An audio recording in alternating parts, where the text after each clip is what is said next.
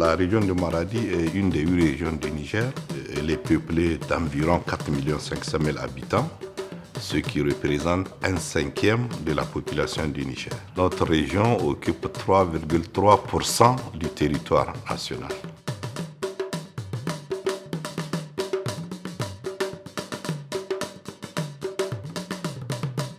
Le programme de renaissance du président de la République dans son acte 1 et 2, en tout cas, la région de Maradi a bénéficié de beaucoup de choses. Je vais parler d'une activité phare que le président de la République a su mener dans notre région, c'est le renforcement de la résilience des populations. C'est-à-dire comment faire pour que nos populations résistent aux différents chocs des chocs provoqués par exemple par la sécheresse, les maladies, la croissance démographique. Alors, dans ce domaine, le président de la République a fait beaucoup de choses. Ce qui concerne le développement rural, la mise en œuvre du programme de renaissance, notamment le volet initiative 3N, notre région a bénéficié de beaucoup d'intrants agricoles, c'est-à-dire les engrais, les semences améliorées, les produits phytosanitaires, c'est-à-dire les pesticides. Tout ce que je viens de citer, en tout cas, c'est des choses qui nous ont permis d'augmenter la production dans la région. En ce qui concerne la protection des cultures, l'intervention s'est faite gratuitement par l'État. On a mis en place, en tout cas de 2011 à 2018, 117 776 litres de pesticides, ce qui nous donne une capacité d'intervention de 148 046 hectares. Il y a l'engrais au niveau de la centrale d'approvisionnement, la CAIMA, donc qui sont aussi mis à la disposition des producteurs, mais qui sont vendus à un prix modéré. Parce que le sac d'engrais qui est acheté à 27 500, voire 30 000, est rétrocédé au niveau des producteurs à 13 500 francs. Il y a beaucoup de réalisations qui sont faites, non seulement dans le cadre de la production, mais aussi dans le cadre de la commercialisation des produits agricoles. Vous allez trouver sur les terrains des marchés de demi-gros, des marchés de collecte des produits agricoles. Vous avez trouvé des marchés à bétail. Donc c'est des gros investissements qui ont été faits et nous en avons au moins une dizaine dans la région de Maradi. Je ne vais pas oublier la maison du paysan. Nous avons au moins 13 maisons du paysan qui sont aujourd'hui complètes dans notre région. Gaskiya ya kawo babban amfani a cikin komin ɗin nan ta Sabon Mashi. Ya ba mu dama ko kuma al'ummar Sabon Mashi tana samun abinci da rahusa a lokacin da an kashe cikin yanayi na ƙaƙanikai. Idan muka ɗauko bisa abin da ya shafi bunƙasa nomanmu, yau Allah da nashi iko a cikin Maison de Paysan, nan ma akwai taki wanda muka samu. Takin nan ya sa noman al'ummarmu ya bunƙasa. Da mutumin da ka san yana dami 5 dami 10 yau sai ka iske dami 60 dami 70 ya zo da 'yan kuɗi ne kuma da sauƙi an sai da mishi.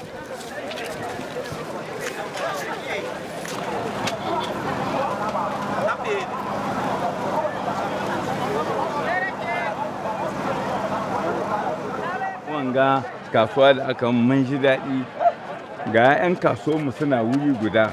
Wani da ba mu san inda yake ba, amma yanzu kaga daga yamma, daga gabas, daga gusum da arewa, ko ina 'yan kasuwa sun zo kuma muna haɗe wuri ɗaya muna jin daɗi.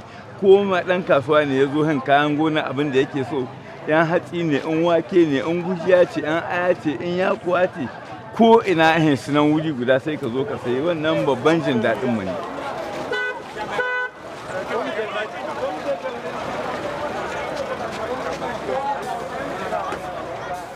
Zarganiya ta kasuwanci an samu canji kwarai da yawa 100% aka samu canji tunda a lokacin nan ba a samun na nesa suna zuwa, yanzu ko mutane na kudu nesa ga Nigeria suna zuwa, kuma nan arewa daga nesa wajen cake ganda sai a koro fasashe a tora su dandance da jin labarin ta bunƙasa a kawo garin nan.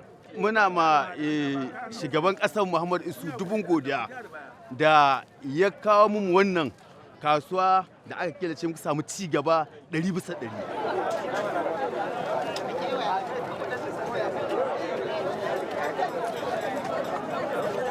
Dans le cadre de la résilience face au changement et aux souffrances que les populations endurent, les éleveurs, et la mise en place d'environ 10 500 kits animaux, toutes espèces confondues, ce qui a permis quand même d'assurer la sécurité alimentaire et aussi des sources de revenus subséquentes aux ménages vulnérables. En santé animale, chaque année, l'État organise la campagne annuelle systématique de vaccination contre les principales maladies, donc la péripneumonie contagieuse bovine, où chaque année, environ 850 000 têtes de bovins sont vaccinées. Et pour les petits ruminants, les ovins, c'est à environ 1430 têtes, les caprins, 1500 têtes qui sont 1 500 000 autant pour moi, têtes qui sont vaccinées. À tout ce paquet d'activités s'ajoute aussi l'appui qui est apporté par l'État, tous les partenaires en produits vétérinaires qui permettent quand même d'aborder les périodes de soudure dans de meilleures conditions.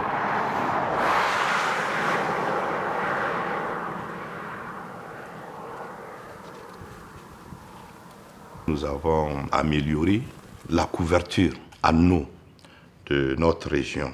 Au cours de cette période, il y a eu plus de 3500 points d'eau modernes qui ont été construits, qui ont été installés dans la région de Maradi. Ceci a amélioré considérablement la situation hydraulique de notre région en ce qui concerne la couverture donc en eau potable.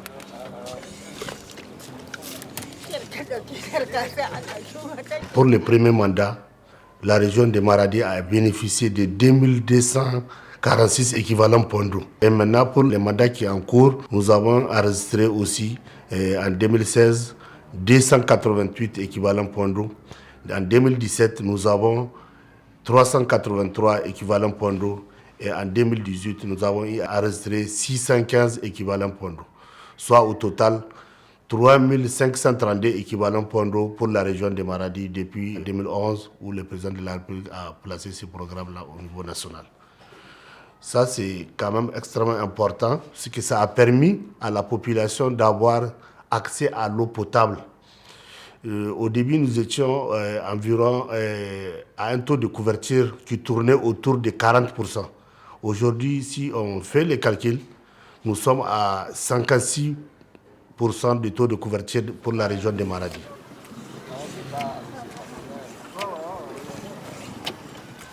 En ce qui concerne la santé, nous avons beaucoup investi au niveau du centre hospitalier régional. Nous avons aussi beaucoup investi dans le centre de santé de la mère et de l'enfant. Et nous avons reçu aussi beaucoup de dotations en matériel, notamment les ambulances. Et nous avons reçu une trentaine d'ambulances. Les motos, je pense que c'est très difficile même de les chiffrer, mais à peu près ce qu'on a directement en gros lot, nous avons chiffré jusqu'à 150. Et nous avons aussi reçu des véhicules utilitaires de service. Ça, c'est aussi un autre casse-tête parce que les régions étaient un peu difficiles dans certains districts. Nous en avons énormément besoin pour nos supervisions, pour nos activités de routine aussi. En termes de résultats, après toutes ces réalisations, dont entre autres, je pense, j'ai dit seulement un peu succinctement, on peut constater l'amélioration de beaucoup de nos indicateurs, ce qui prouve que les efforts n'ont pas été vains. Nous avons vu les taux d'accouchement naturellement qui ont évolué avec la couverture sanitaire qui a évolué. La planification familiale qui a évolué aussi, même si c'est un peu en dents d'ici, mais quand même il y a eu des avancées. Nous avons aussi les enquêtes qui démontraient une évolution, une diminution progressive chaque fois des taux de mortalité maternelle et infantile. Ça aussi, c'est à l'actif de toutes ces réalisations qui ont permis d'avoir une meilleure accessibilité tant en termes financiers qu'en termes géographiques. Et mieux, nous sommes dotés désormais d'un hôpital de référence qui, en tout cas, est le plus grand hôpital de la sous-région ouest-africaine. C'est un hôpital moderne, équipé de matériel de dernière génération, d'une capacité de 550 lits. Je suis tenté de dire que Maradi est en train de devenir un pôle sanitaire ici au Niger.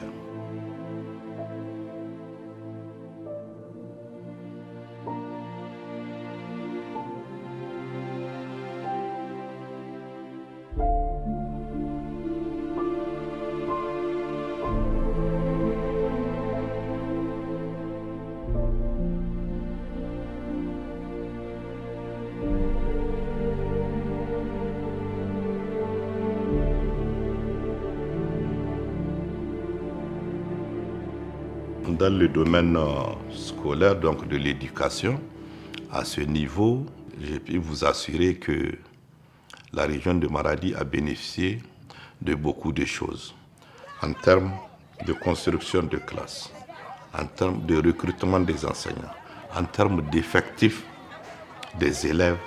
Nous sommes en train de devenir la première région, en tout cas, à connaître un développement extraordinaire en très peu de temps dans le domaine de l'éducation. Nous avons été extrêmement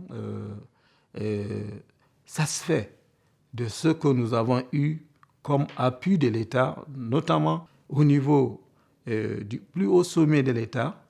On a pensé à rendre l'école au niveau de Maradi beaucoup plus accessible, beaucoup plus susceptible d'accueillir les apprenants et de les mettre dans des conditions assez adéquates pour apprendre. Vraiment, nous saluons cette hauteur d'esprit du président de la République et cet intérêt qu'il accorde particulièrement à l'école nigérienne, parce que sûrement, il a conscience que si l'école marche, alors là, l'avenir du pays est certain.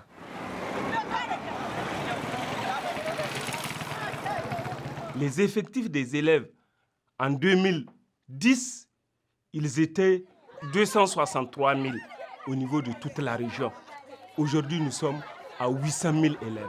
En 2010, le taux brut de scolarisation était de 71,2%. Aujourd'hui, il est de 82,70%. C'est extrêmement important pour nous, c'est extrêmement important pour les populations de la région de Maradi.